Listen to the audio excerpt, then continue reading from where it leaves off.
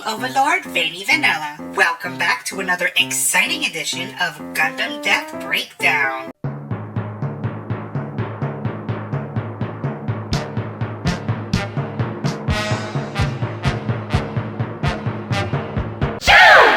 For you new comrades who have just joined my channel because of my Gundam Death Breakdown of Garmazabi, welcome!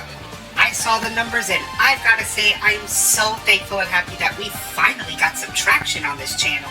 I like to mix things up a bit between Gundam or any games that I'm playing, so please feel free to stick around for the fun. So as for today's episode, who are we breaking down this time? We're still sticking with the Universal Sentry because this death is absolutely iconic and one of the most badass Last Stand Gundam battles in the entire franchise. Of course, I'm talking about the heroic death of Zeon Badass, Norris Peard. This guy not only has the best and most confusing fight scene in Gundam history, he also single-handedly takes out 5 mobile suits in this fight. But does his death actually mean anything in the grand scheme of things? Well, heavy spoilers are ahead, so let's get that warning out of the way. And let's break it down. 3, 2, 1. So, Norris Peard, age 38 years old, was a colonel for the Principality of Zeon. He was a loyal servant to the high-ranking family of Zeon, the Sahalin family. Who's the Sahalin family? Not much is known about them, but the 2 biggest figures of the family is Ginius and Aina Sahalin. Norris took orders from Ginius, regardless how crazy the order was, while Aina saw him as a father figure. We first see Norris inspecting a unit that has been defeated by the Federation in previous engagements. Upon arriving to the base, it's under attack by the 8th MS team, led by Shiro Amada and guerrilla forces from a village. As a commander who leads with action, he launches in his Zaku to confront the enemy while his unit withdraws, something that we'll see later on again in this video. He orders Masad to retreat, but this skinny pencil-mustache Zeon officer is not one to back down. He takes his battle heli, that's this strange-looking helicopter, and fights a Gundam. Of course, as you would expect, this is quickly taken out by Sanders.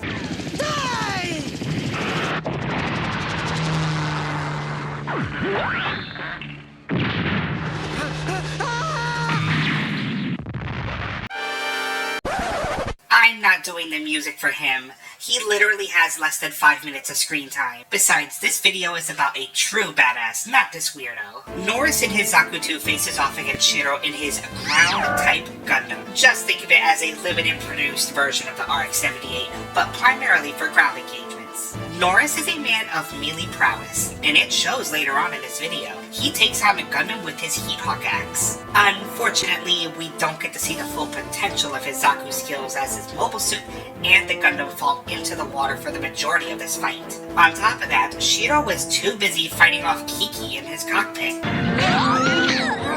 Damn, move! Fine, well let go! You want to explain yourself? Yeah, there's some weird stuff that happens in this episode. Anyways, Norris ends up losing this battle and retreats. Well, gee, Norris, you'd think a colonel would know not to use a Zaku 2 underwater in a fight against a Gundam. Sure, let's just slide down the mountainside firing a machine gun at nothing just to take out the Heat Hawk axe to attack. This is just another example of what the f***ery in the 8th MS team. See also Shiro Amada expertly dodging in my Gundam Death Breakdown of Top. Anyways, as the series progresses, we see Norris in various vehicles and mobile suits. I'd say this shows the versatility of his piloting.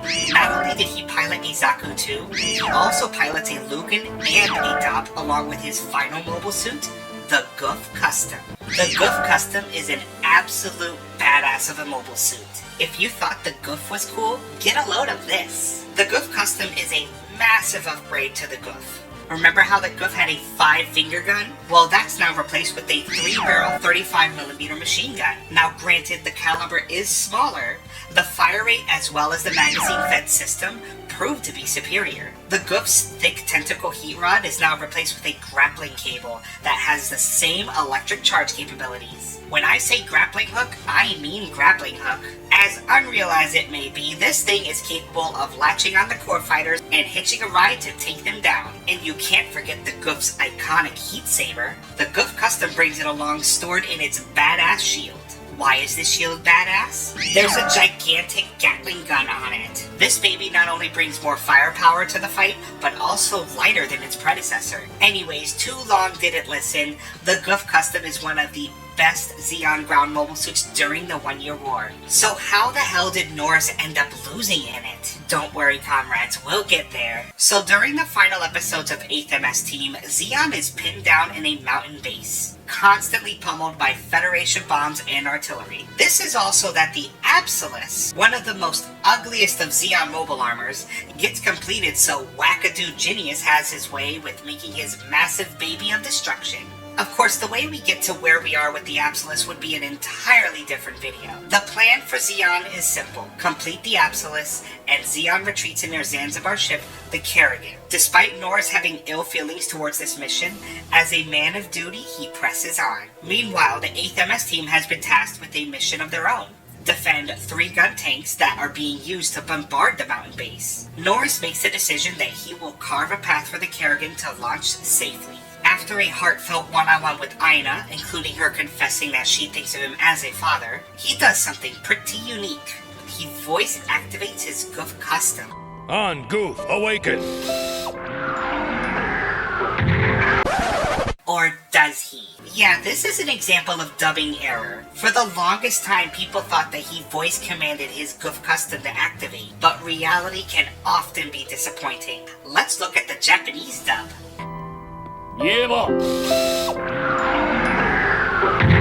Niever is his mechanic for the Goof Custom, so really he's calling out for him to turn the thing on. Either way, it's a cool scene to see the Goof Custom walk side by side with Norris. I can see why the dub error happened. Anywho, despite Aina's pleas for him to not go out there, Norris is on his way to carve a path for his fellow comrades. He rides an elevator up from the underground base and lands atop of a building, in one of the most iconic shots that you'll see in Gundam. We're about to witness a master at work in one of the best fight scenes in all of Gundam. Norris is against incredible odds in this battle. His single Goof Custom against 3 Gundams and 3 gun tanks. Karen in the Gym Head, that's just a ground type Gundam with a Gym Head, initiates the fight by firing at the Goof Custom but misses. Instead, the Goof Custom uses its grappling hook to dive down into one of the buildings where a lone gun tank was. Gotcha!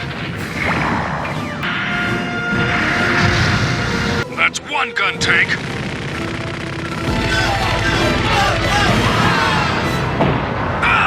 One down, 2 more gun tanks to go. He then shifts his targeting to the next gun tank being protected by Karen, using his grappling hook to disable the Gundam's beam rifle and using the cover of smoke. Norris ambushes her. Just as she thought that she had him with the Gundam's chest falcon, he was already on top on the next gun tank. Iconic Goof Custom moment number 2. He's going right for the crew!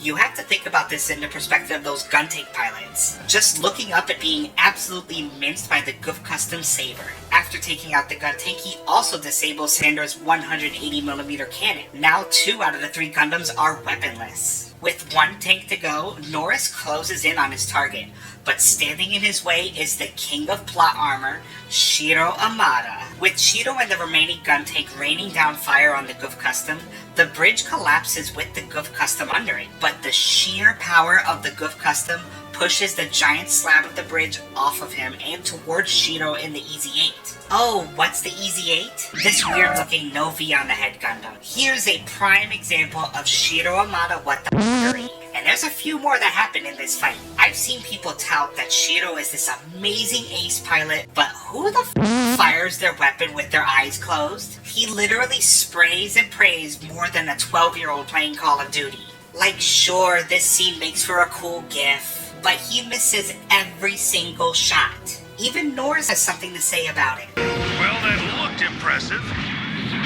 Now say goodbye to your tank. With Shiro doing Shiro things, the gun tank was exposed, but the Goof Custom was out of ammo from its Gatling gun shield. Now, a normal Goof would have just given up right here, but this is no Goof, boy, no Goof. The Goof Custom still had its 35mm triple barrel gun. Just as the Goof was about to finish off the gun tank, Shiro blocks the shots and returns fire, only to miss again.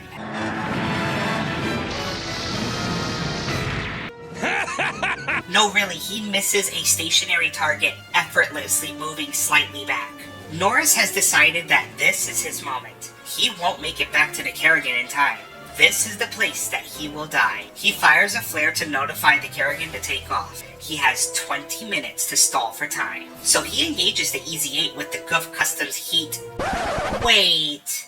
Heat Saber? Now wait just a second here. Where's the heat? Everything on the Goof Custom says it's a Heat Saber. I mean, just look at how the Goof uses its Heat Saber. But yet, here we are with the Goof Custom banging its sword against the Easy-8 shield like a bonk mallet. This is just another example of Shiro Amada, the king of plot armor. So, upon further investigation, it turns out the Goof Custom uses a different type of Heat Saber as opposed to the one we're normally used to seeing on the Goof. The Goof Custom uses a Heat Sword Type D3. Despite having heat in the name, it in fact does not heat up. This may have been a cost-cutting tactic for Zeon. Then again, the Heat Saber also looks like a Beam Saber at some points. So any of you Gundam UC experts who want to chime in, please comment down below on your thoughts about the Heat Saber for the Goof and the Goof Custom. Special thanks to DieGuard on DeviantArt for having a picture of the different Goof Heat Sabers. I don't know who you are, but I salute you. Stupid that it has the name Heat in it if it doesn't heat up. But anyways, on with the video.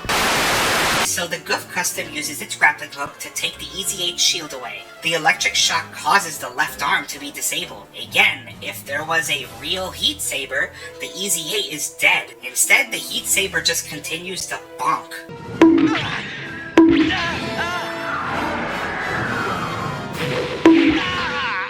Then another head scratcher happens. Rather than Norris doing the grappling hook thing again, he throws his saber aside and jumps in the air to use the grappling hook and disable the Easy-8. It's an action of convenience for Shiro. You'd think he would just keep the saber in him and take out the Easy-8 after it's disabled. But I've said it twice and I will say it again. Shiro Amada is the king of plot armor. As the Easy-8 is disabled, the two ground-type Gundams show up, still lethal with one of them having a beam saber. Where's Sander's beam saber? Don't know. Norris uses the Easy-8 as a shield while closing his distance on the two Gundams. Just as Shiro resets the system, the Easy-8 miraculously turns back on. The Goof Custom uses its grappling hook to grab its discarded Heat Saber. Again, it's a cool scene, but we really didn't need to throw the saber away. So rather than take its beam saber out, because by the end of this we know the Easy-8 has one, Shiro decides to rip the Gundam's arm off and uses it as a bonk weapon against the Goof Custom. He shouts about how much he wants to live and marry Aina, something that catches Norris off guard, and he gets bonked across the face. Damn it! This was the final stand of Norris, realizing that his opponent was the one that Aina has been swooning over. But as I said before, he is a man of duty, and he will complete his mission and have the Kerrigan launch. So he does the only thing he could do to complete the mission. I won't be stopped!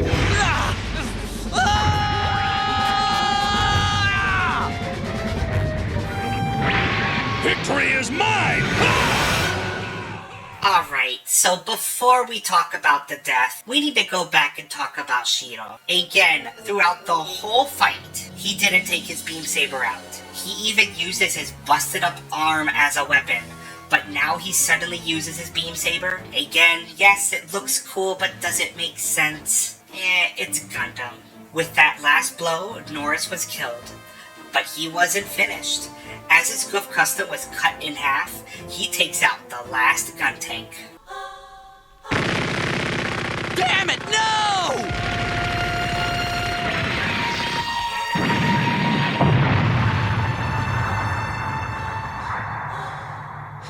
Norris Peard, a badass, loyal, duty-driven Zeon ace, dies in the later months of Universal Century 0079. With the death of the last gun tank, the course was clear for the Kerrigan to launch. Norris's noble sacrifice paved the way for Zeon's injured and non-combatants to escape. You know, there's not a whole lot of happy endings for Zeon's side, but with Norris sacrificing himself for his men, there's something very beautiful about it. Wait, what's that Jim Sniper doing there? Long beam rifle standing by. Coolant system ready!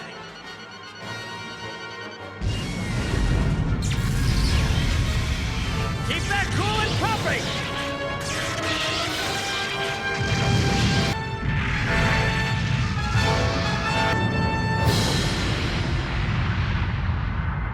So he died for nothing? Aina comes out of the Absolus to buy time for the Kerrigan, pleading to the Federation to let the Kerrigan go, and actually believed Eisenreyer would hold his end of the bargain? Now granted, Guineas everything up by attacking first, but still, Norris Peard died for nothing. After that badass fight with confusing plot choices, Norris really sacrificed himself for nothing. Congratulations, you made it to the end. The cringe is over, unless you want more. Do it. Click those videos in the box. Do it. Do it.